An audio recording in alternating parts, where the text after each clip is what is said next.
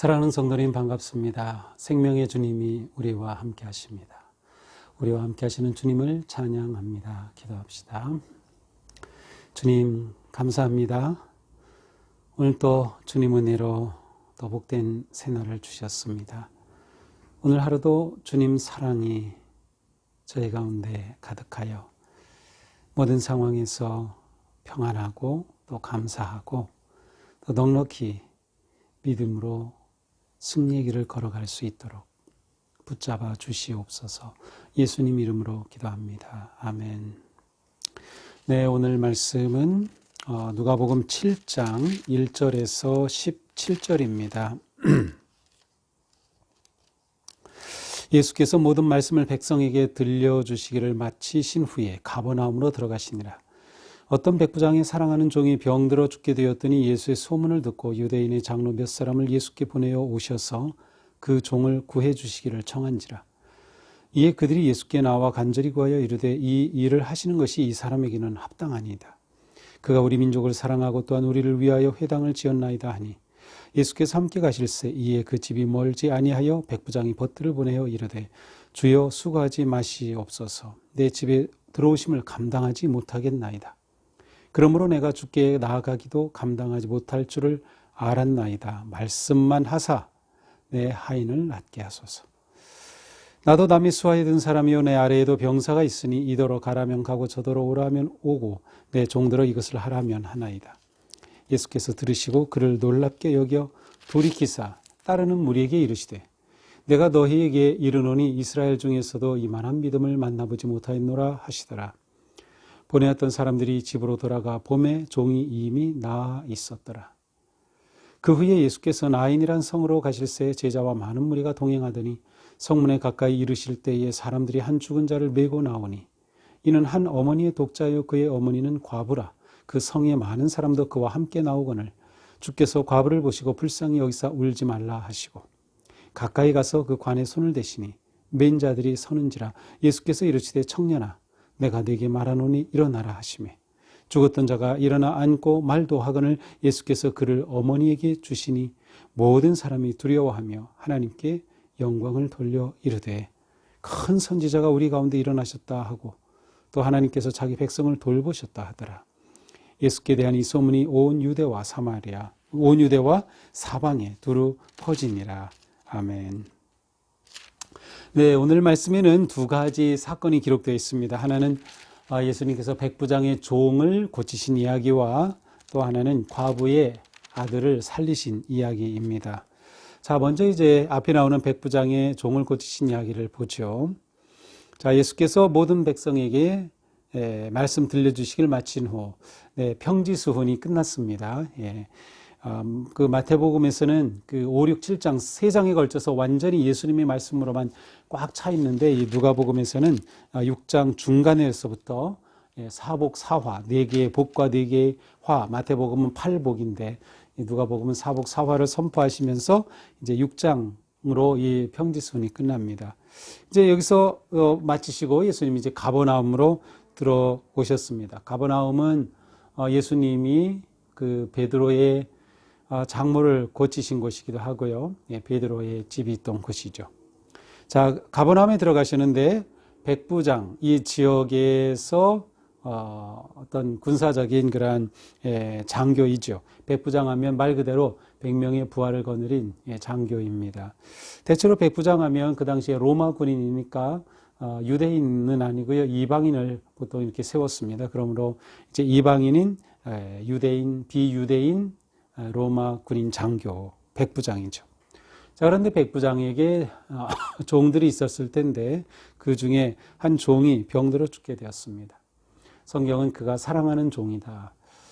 종을 사랑한다라고 하는 그 표현 자체가 좀 특별하죠. 이 백부장은 좀 특별한 사람이구나를 느낄 수가 있어요. 종을 사랑하는 주인이니까요.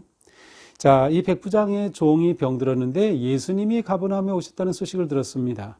그래서 유대인 장로들, 지도자들이 있죠. 유대인 지도자들 몇 사람에게 부탁합니다. 예수님이 오셨다고 들었는데 그 예수님에게 좀 가서 이 사랑하는 종이 병들었습니다. 좀 낫도록 부탁해 주십시오라고 몇 사람을 예수님께 보내게 되죠. 그러자 이 사람들이 예수님께 가서 청합니다. 오셔서 종을 구해 주소서라고 청하게 되죠. 그러면서 그들이 말합니다. 이 사람의 소원을 들어주는 것이 합당합니다. 마땅하다. 왜 그렇습니까? 이 사람이 우리 민족을 사랑하였습니다. 유대인들을 사랑하였고요. 그리고 우리를 위하여 회당을 지었나이다. 우리를 위해서 이분이 회당을 지어주었습니다. 그러니 이분이 요청하는데 마땅히 가서 고쳐주어야 하지 않겠습니까? 라는 것이죠. 이 백부장이 지어준 회당, 성지순례 가셨던 분들은 그 갈릴리 바로 호숫가에서 그 찬양도 부르고 우리 집사님께서 뭐 찬양 부르고 했던 그 장소 기억나나요? 거기에서 갔던 그 회당이 바로 이 가버나움의 회당입니다. 그 옆에는 베드로의 집으로 추정하는 한 곳 위에다가 이렇게 예배당 건물을 세워놓은 곳이 혹시 기억나는지 모르겠어요. 바로 그곳 그 회당을 지어줬다는 말이죠.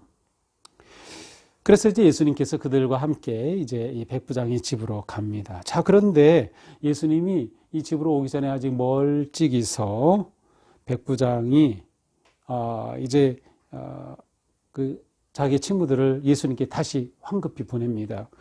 그래서 뭐라고 하냐면 수고하지 마십시오, 예수님. 내 집에 오심을 저는 감당할 수 없습니다. 감히 주님이 저희 집에 오신다니, 제가 감당할 수 없습니다. 그냥 주님께서는 말씀만 그곳에서 하세요. 그러면 제 종이 나을 줄로 믿습니다. 이렇게 말하는 것이었어요. 그러면서 이분은 장교이니까 제 수하에 있는 사람에게 가라 하면 가고 오라면 옵니다. 그처럼 예수님 명령 한마디 하시면 이 병이 떠날 줄로 믿습니다. 이렇게 고백을 한 거죠. 그러니까 예수님께서 이것을 들으셨어요. 9절. 그리고 그를 놀랍게 여기셨어요. 야, 이런 사람이 유대인도 아니고 이방인인 군인이 이처럼 놀라운 믿음을 가지고 있구나. 그래서 예수님께서 놀랍게 여기셨습니다. 그리고 함께 가던 무리들에게 말씀하셔요. 내가 너희에게 이른다. 이스라엘 중에서 이만한 믿음을 만나보지 못했다. 야, 극칭찬을 해주시네요. 내가 이러한 믿음 본 적 없다. 라면서 이 백부장의 믿음을 칭찬하십니다. 그것이 끝이었어요. 그런데 놀라운 일이 일어났죠. 예수님께 오시지 마세요 라고 말했던 이 종들이 다시 돌아가서 보니까 이 앓던 종이 벌써 깨끗이 나아 있었습니다. 치유가 됐어요. 어느새 예수님께서는 이 종을 치유해 주신 거죠. 자, 이렇게 백부장의 종을 치유하신 그 주님, 그 후에 얼마나 걸렸을지 몰라요. 예수님께서 나인이란 성으로 가셨어요. 가버나움에서 나인까지는 40km입니다. 이 당시에 하루 여행 거리는 보통 20km인데 예수님은 그냥 여행만 쫙 한 것이 아니고 어느 동네 가서 말씀도 전하시고 치유하시고 뭐 이렇게 가시니까 40km라고 하면 적어도 한 며칠은 지난 후가 될 것 같아요. 예수님이 나인 성으로 가셨는데 제자와 함께 가고 계셨습니다. 그런데 성 가까이에 이르렀을 때 한 무리가 성에서 막 나오는 겁니다. 그래서 그 무리를 보니까 어떤 사람이에요? 한 죽은 자를 메고 나왔어요. 관을 맨 것을 보면은 알겠죠. 누가 죽었구나. 그런데 이 죽은 사람은 가만히 보니까 한 어머니의 독자였어요. 외아들. 그래서 이 어머니는 과부이면서 외아들이 죽은 그러한 어머니였어요. 그래서 그 성에 많은 사람들이 함께 나면서 너무도 슬퍼하는 겁니다. 예수님께서 이 과부를 보시고 불쌍히 여기셔요. 그리고서 울지 말라 이렇게 말씀하시죠. 그리고서는 예수님이 손을 가까이 대서 관에 손을 대십니다. 그러자 가던 행렬이 멈추죠. 예수님이 관에 손을 대니까. 그리고서 예수님이 말씀하셔요. 청년아, 내가 네게 말하노니 일어나라. 그러자 이 관에 누워있던 이 청년이 일어나서 앉아가지고 살아난 것입니다. 깜짝 놀랐죠. 예수님께서 이 청년을 그 어머니에게 줍니다. 자, 내 아들 살아났다. 모든 사람이 이 광경을 보면서 두려워하면서 하나님께 영광을 돌립니다. 그리고 그들이 말하죠. 큰 선지자가 우리 가운데 나타나셨다. 하나님께서 자기 백성을 돌보셨다. 그리고 그 소문이 온 유대 지방에 퍼졌다. 예수님의 이 치유, 죽은 자가 살아났어요. 예수님이 죽은 자를 살리신 것은 우리는 보통 나사로의 그 무덤을 보통 많이 생각하는데, 이 과부의 아들이 죽었다 살아난 사건, 그것도 죽은 자 살아난 놀라운 사건이었어요. 예수님은 이날 죽음의 행렬 가운데 오셔서 멈추시고 이 불쌍한 과부의 아들을 살려주셨습니다. 거기에 있던 많은 사람들이 예수님의 이 모습을 보고 깜짝 놀라며 큰 선지자가 나타났다. 근데 실제로 구약에서 큰 선지자 가운데 하나는 엘리사 같은 경우는 수넴의 그 여인의 아이를, 수넴성의 그 아이를 살린 적이 있어요. 그런데 그때 엘리사가 살린 것은 기도해서 살리죠. 근데 예수님은 기도해서 살린 게 아니고 명령해서 살리셔요. 완전히 차원이 다르죠. 사람들은 큰 선지자가 나타났다 하면서 하나님께 영광을 돌리게 됐어요. 자, 이것이 오늘 우리가 본 두 가지 이야기입니다. 자, 백부장의 종을 고친 이야기를 다시 돌아가서 보게 되면 여기에서 그 유대인 지도자들, 특별히 장로들이 예수님께 이 백부장의 종을 고쳐달라고 부탁하러 올 때 그들은 예수님께 고쳐줘야 할 근거를 댔습니다. 이 백부장은 우리 유대인들을 굉장히 사랑하고 있습니다. 회당까지 지어준 사람입니다. 경건한 사람입니다. 그러니 그의 소원을 들어서 그 종을 고쳐줘야 합니다. 라고 얘기하죠. 그러나 예수님은 이들의 그 조건 때문에 이 종을 고쳐주신 것이 아니에요. 예수님께서 백부장의 종을 고쳐주신 것은 백부장의 믿음을 보시고 고쳐주신 거예요. 그러니까 백부장의 믿음과 백부장을 긍휼히 여기시는 예수님의 은혜로 고쳐주신 거죠. 예수님은 이 백부장의 믿음을 보고 놀라셨습니다. 놀랍게 여겼어요. 그 놀라운 믿음을 보시고 고쳐주신 거죠. 자, 여기서 이 백부장이 은혜를 입은 것은 크게 두 가지입니다. 예수님 오실 때 제 집에 오심을 감당할 수 없습니다 라고 완전히 자기를 낮추고 겸손한 그의 마음, 그리고 말씀만 하시면 나을 줄 믿습니다 라고 하는 확신이 믿음이었어요.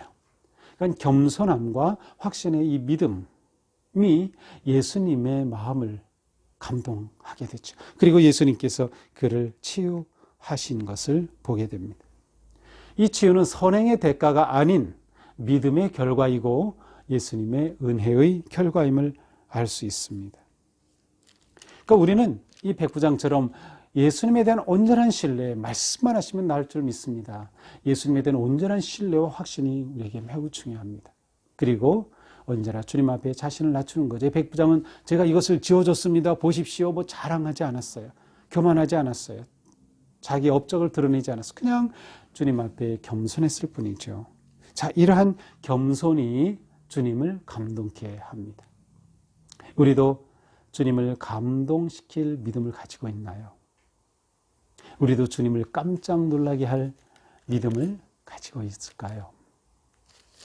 다음 이야기는 과부의 아들이 살아난 이야기죠. 자, 여기서 우리는 예수님의 행동에 주목하게 됩니다. 예수님께서는 지나가던 장례 행렬을 멈추셨습니다. 멈추시고 뿐만 아니라 죽은 아들을 살려내셨습니다. 자, 우리 인생에서 장례 행렬을 멈출 자는 예수 그리스도밖에 없으십니다. 우리 인생에서 슬픔의 행렬을 멈출 자 예수님이십니다. 우리 인생에서 두려움의 행렬을 멈출 자 예수님이십니다. 예수님이 손을 대시면 거기서 놀라운 변화가 일어났습니다. 이날 문제의 근원, 이 슬픔의 근원, 고통의 근원은 무엇이에요? 아들의 죽음이었어요. 관이었어요. 그 관. 그런데 예수님이 관에 손을 대시고 말씀하시자 이 아들이 살아났죠. 예수님의 손이 관에 닿으니 죽음이 생명으로 바뀌었어요. 우리에겐 바로 예수님의 손, 이것이 매우 중요합니다. 주님, 이 아침에 주님의 손을 제 마음에 대서 제 슬픈 마음을 위로해 주세요. 주님, 주님의 그 놀라운 능력의 손으로 제 마음에 대서 제 마음의 죄를 씻어 주세요. 주님, 저의 두려움을 몰아내 주세요. 저의 절망을 희망으로 바꿔주세요. 죽음을 생명으로 바꾸신 그 주님의 손을 붙잡는 자가 주님의 은혜를 입게 된다. 주님은 능히 우리에게서 슬픔을 기쁨으로, 죽음을 생명으로, 절망을 희망으로 바꾸실 수 있는 분이십니다. 과연 그 주님의 손을 내 삶의 문제 근원에 모시겠습니까? 주님의 손이 내 인생의 관에 닿도록, 내 문제의 그 관에 근원에 닿도록 주님께 의지하고 맡기겠습니까? 주님의 손을 잡으시기 바랍니다. 주님의 손이 우리를 살리고 우리에게 희망과 생명을 가져오기 때문이죠. 그 옛날에 있었던 그 놀라운 기적이 오늘도 우리에게 주님의 은혜와 긍휼로 나타나게 되기를 주님의 이름으로 축복합니다. 기도합시다. 주님은 그날 놀라운 치유와 기적을 보여주셨습니다. 주님은 백부장의 믿음을 보시고 그 종을 고쳐주셨고 죽음의 행렬을 멈추시고 긍휼히 여기시는 마음으로 그 고통을 기쁨과 생명으로 바꿔주셨습니다.